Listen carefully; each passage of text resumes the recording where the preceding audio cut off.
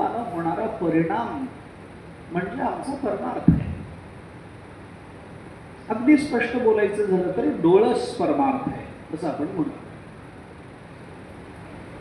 त्यामुळे ज्ञानेश्वर महाराजांनी मागितलेलं हे सगळं मागणं मानवी वृत्ती परिवर्तनाच्या संबंधानं आहे असं काल आपण बोललो, आधी आपण बोललो त्या संबंधामध्ये.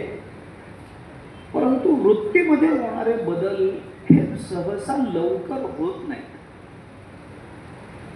अनंत जन्माचे संस्कार माणसाच्या जीवनामध्ये त्याला बालपणापासून लाभलेली संगत,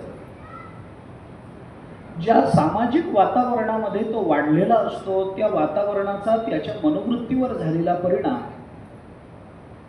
तो कुठे राहतो, कोणाबरोबर राहतो, कोणत्या विचाराच्या लोकांबरोबर त्याचं उठणं बसणं आहे, त्याच्यावर संस्कार कसे